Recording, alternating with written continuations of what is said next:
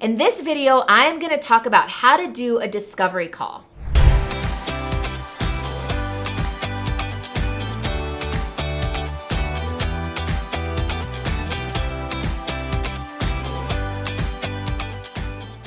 If you're a coach, a consultant, or even a speaker, author, other expert who sells, then chances are you're already running discovery calls. And I'm going to teach you on this call how to make them even more powerful and more effective. I'm going to start with a quick overview of what a discovery call even is. Then I'm going to dive into a little bit of how to ask for a discovery call. We're going to talk a little bit about how long they should be. And then finally, of course, how to conduct an effective discovery call. Let's go. Generally speaking, a discovery call is a taster.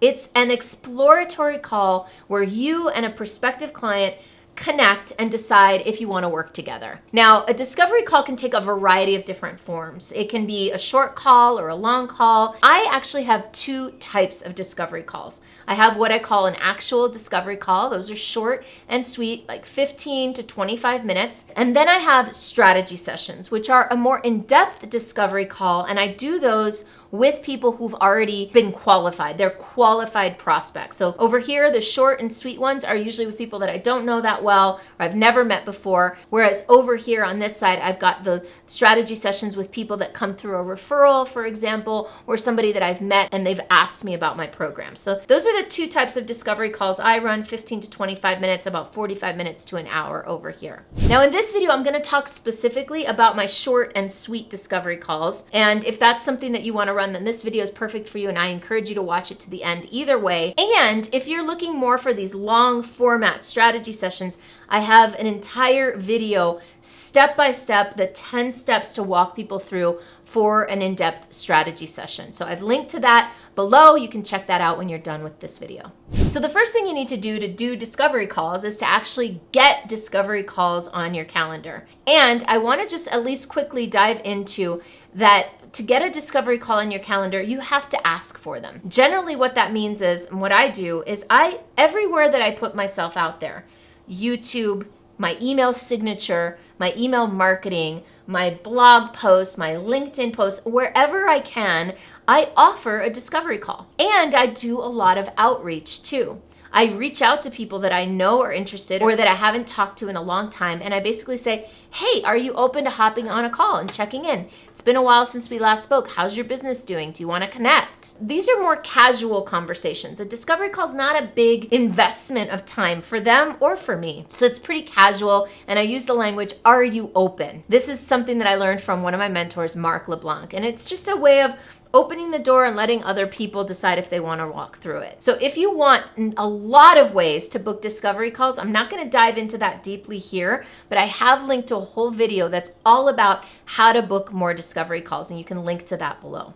So let's talk about how to conduct a discovery call. Like I said earlier, for me at least, discovery calls are more casual, less formal than a proper long format strategy session. But it's still the same basic process. Now, if you walk somebody who's hot and ready and who already kind of has a feeling that they want to buy what you're offering, chances are you can actually make a sale on a discovery call. But to be honest, more often than not, the discovery call is too quick for that whole process. And I usually do a quick discovery call and then book a full strategy session later. Okay? So the quick process of the discovery call, like I said, it mirrors the strategy session where basically step one, you want to get connected and get into state, meaning take a few deep breaths, jump up around, smile, laugh, hands in the air, whatever you need to do to feel good. And then remind yourself, I am here to serve. I'm not attached to the outcome. I don't need to make a sale.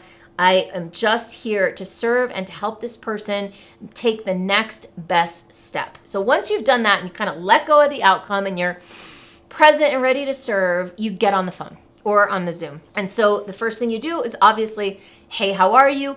Quick rapport building, maybe 30 seconds to a minute or so. From there, you want to be the one that moves the call forward to the next step. So what that might look like is saying, hey, shall we talk business? I want to help you on this call, and I know we have limited amount of time. So here's how I like to run these calls. And by stating, here's how I like to run these calls, what you're basically doing is you're establishing your leadership of the call. And that's really important. And another thing you'll want to do is consider at the end of the call, we're going to decide together if and how we want to move forward. Does that work for you? By saying, does that work for you? You've established that you're in agreement. You're doing this together. You're co-creating this call.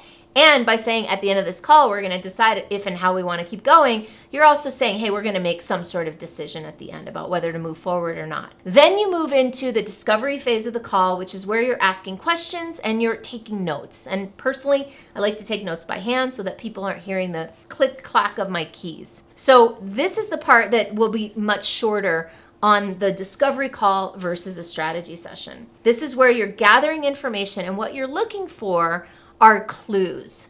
You're looking for clues that this person is a right fit, that they're ready for what you offer, and that they're ready and willing to take the next step. The discovery process, take notes, you get a sense of what they're saying, what they need, what their vision is, what their pain is, what do they want, what's in the way. You ask the same types of questions you would on a strategy session, and then you move into the prognosis, which is where you say, all right, so are you ready to do something about this? How important is this to you right now? How urgent is it? Is this the right time for you to take that next step? If I had the solution for you, would this be something that you'd be ready to do? Now, if they say yes, then you can move on to the next step, which may be to make an offer, or it may be to set up the next proper strategy session. And if they say no, then I would suggest you saying, okay, great. So, here's a couple things you can do. Here's a couple books you can read, or here's a blog post or a webinar I did or a video or whatever. And why don't we connect in a few months? How do you feel? Do you think maybe in 3 months you might be ready?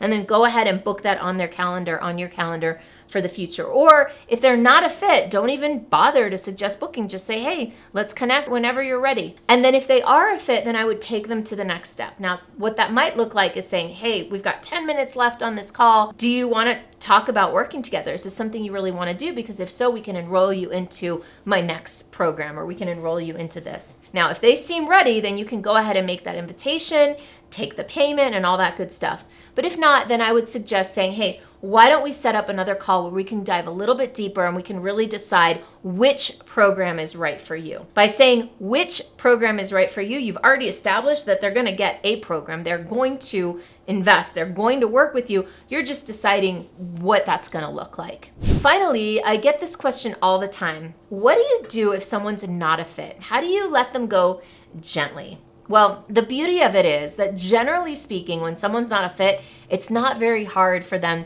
they're not interested. Generally, if they're not a fit, they're not super eager and you're like, usually they feel it too. Usually they're like, no, not right now. It's not the right time. I don't have the money. So usually you're pretty much off the hook. But every once in a while you get somebody who's like, all right, I'm ready. And you're like, I don't want to work with you, or this isn't a right fit. So what I would recommend doing is saying something along the lines of, well, even though I know that I can support you and I know that this would be a right fit eventually, it doesn't feel like it's the right fit right now. What I think you need first is boom, and then give them some homework. And that way you're serving them, you're helping them step into that next step, and you're also not beholden to enrolling them in your program right now. And you can share some reasons why you think that's true. But essentially, you've established yourself as the leader of this call, and at the very beginning, they said that they were going to commend themselves to your leadership. So if you decide, hey, I just don't think it's the right time because the clients I'm working with are further along in their journey, or I don't think it's the right time because you've got so much going on in your life,